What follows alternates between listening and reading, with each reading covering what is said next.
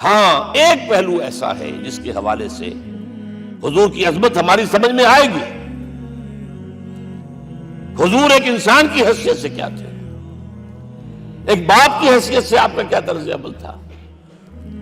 ذرا یاد کیجئے، جگر گوشہ رسول حضرت فاطمہ بتول رضی اللہ تعالیٰ عنہ وہ حاضر ہوتی ہے. ابا جان دیکھیے چکی پیس پیس کر یہ گھٹے پڑ گئے میرے ہاتھ میں، یہ کنویں سے پانی لاتی ہوں، مشکیزیں کہ یہاں پر بندیاں پڑ گئی. حضور اب تو عام لوگوں پر بھی آسانیاں ہیں، لوگوں کے ہاں غلام آ گئے ہیں، کنیزیں آ گئی ہیں، مال و دولت آ گئی ہے، مجھے بھی کوئی غلام کنیز عطا ہو جائے. اور آپ کو معلوم ہے یہ لخت جگر نور چشم محمد کی سب سے پیاری بیٹی صلی اللہ علیہ وسلم، کوئی شک نہیں اس میں، فاطمہ کیا بیتی ہوگی حضور کے قلب پر. لیکن فرمایا کیا بیٹی، یہ دنیا کی چیزیں ہماری لیے نہیں ہیں، میں تمہیں اس سے بہتر شے دیتا ہوں. تسبیح فاطمہ ہر نماز کے بعد 33 مرتبہ سبحان اللہ، 33 مرتبہ الحمدللہ، 33 مرتبہ اللہ اکبر کہہ لیا کر.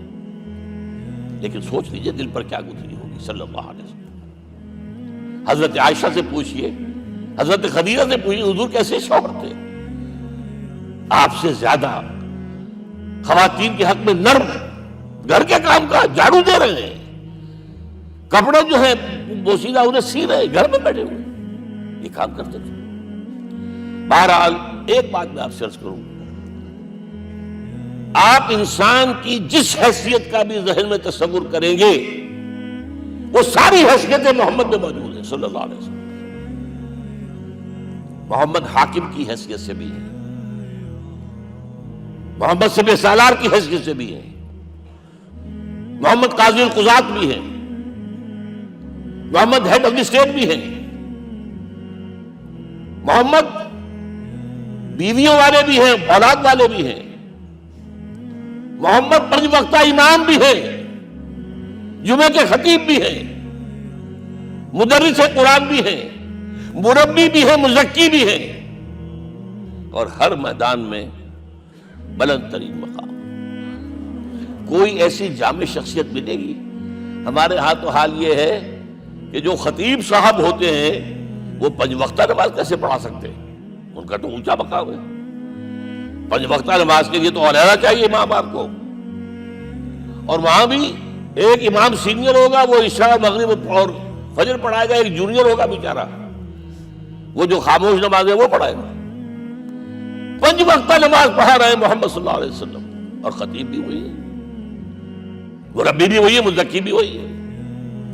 ہمارے ہاں جو لوگ تزکیہ نفس کے میدان میں ہیں وہ پھر جماعت کبھی نہیں کراتے، کبھی نہیں دیکھا ہوگا آپ نے کسی صاحب کو کراتے ہوئے. یہ جامعیت جو ہے، جامعیت کبریٰ. میں صرف ایک بات کہا کرتا ہوں، ایک اعتبار سے حضور کا اسوہ نامکمل ہے. آپ مجھے سوء ادب کا مرتکب نہ قرار دے دیں. اسوہ کیا ہے؟ عورت کے لیے اس کی اپنی نسوانی زندگی کے لیے اسوہ آپ میں نہیں ہے. آخر نصف انسانیت ہے، اسے بھی اسوہ چاہیے. یہ ہے جس کی وجہ سے حضور نے شادیاں کی ہیں زیادہ. خواتین کے لیے اسوہ حضور کے ازواج مطہرات ہیں، اور ان میں سب سے بڑھ کر جو بالکل یوں سمجھیے کہ آغاز کے اندر نوجوانی میں آ گئی ہے حضور کی خدمت میں، نہایت ذہین و فتید. انہوں نے پھر عورت کی زندگی کے لیے حضور کا جو طرز عمل تھا وہ انہوں نے بیان کیا تھا. اس لیے سورہ احزاب کے اندر اس کا تذکرہ ہے، جہاں یہ آتا ہے لقد کان لکم فی رسول اللہ اسوۃ حسنہ، وہی پر یا نساء النبی لستن کاحد من النساء، اے نبی کی بیویوں تم عام عورتوں کے مانند نہیں ہو، تمہیں تو اسوہ بننا ہے امت کے لیے. اب اس سے اگلا قدم میں بڑھا رہا ہوں آگے، اور اس کے ساتھ جڑ جائے گی تیسری بات. تیسری بات کیا ہے؟ وَنَصَرُوهُ، اس کی مدد کریں صلی اللہ علیہ وسلم. پہلی بات تو یہ نوٹ کیجئے، حضور انتہائی غیور انسان تھے، انتہائی غیور.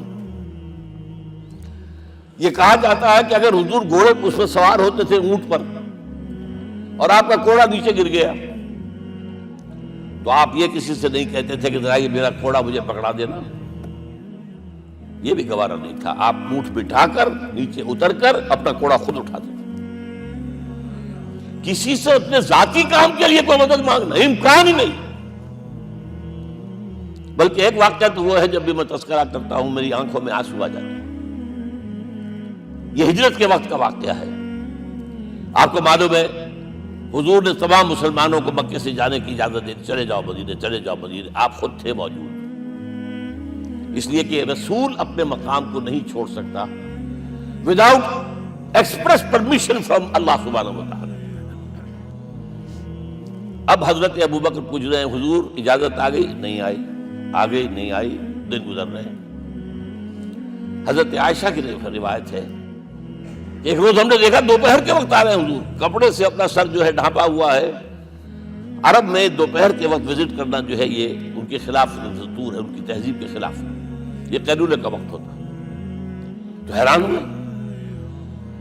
آتے ہی فرمایا ابوبکر ہجرت کی اجازت ہو گئی.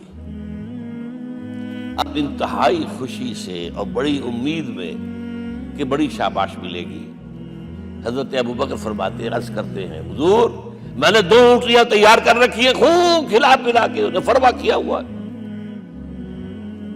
یہ ہجرت میں ہمارے کام آئے گی. حضور تھوڑا سا توقع فرماتے ہیں، پھر کہتے ہیں اچھا ٹھیک ہے، ایک میں استعمال کروں گا لیکن میں اس کی قیمت ادا کروں گا. حضرت ابوبکر رو پڑے. حضور مجھ سے یہ مغایرت، سائے کے تناب کے ساتھ رہنے والا، اس سے یہ مغایرت، ذرا سے اشارے پر اپنی کم سن بیٹی پیش کر دی نکاح کے اندر، اس سے یہ مغایرت. رو پڑے. لیکن حضور کی اپنی غیرت تھی، میں قیمت دوں. اب بتائیے مدد کا کے لیے درکار تھی؟ مدد تھی ان کے مشن کے لیے. مشن 2 حصوں میں تھا. اس کو جانیے، آج کچھ علمی باتیں آ رہی ہیں. حضور کے مشن کے 2 حصے، ایک ابتدائی جو تمام انبیاء اور رسول کا تھا، ایک تکمیلی جو صرف محمد کا صلی اللہ علیہ وسلم. ابتدائی کیا ہے؟ اللہ کی طرف دعوت، تبلیغ. جو دعوت قبول کر لیں ان کے لیے بشارت، بشیر کہ تمہارے لیے آخرت میں جنت ہے، دیوتے ہیں.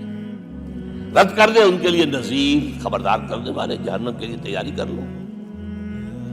داعی اللہ، اللہ کی طرف بلانے والے. سراجا منیرا، روشنی کے چراغ. یہ حیثیتیں مشترک ہے تمام انبیاء کرام. تمام انبیاء بشیر بھی تھے، نذیر بھی تھے، داعی بھی تھے، سراج منیر بھی تھے. اگرچہ ان تمام حیثیتوں میں بھی حضور کا سب سے اونچا مقام علیحدہ نمایاں ہے، لیکن حیثیتیں بنیادی طور پر مشترک ہیں.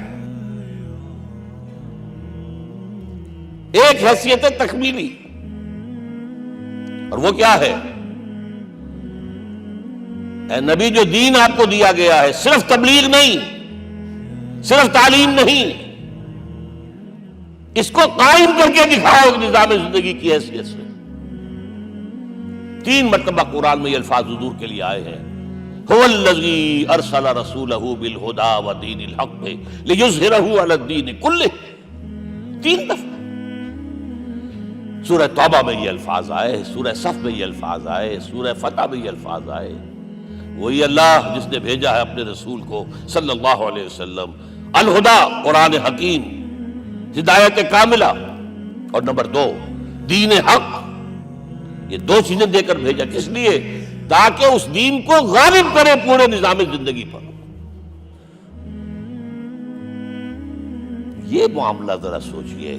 اور یہ حضور کے لیے 3 دفعہ، اور کسی اور نبی کے لیے 1 دفعہ بھی نہیں. قرآن مجید کے اس نقطے کو ذہن نشین کر لیجیے.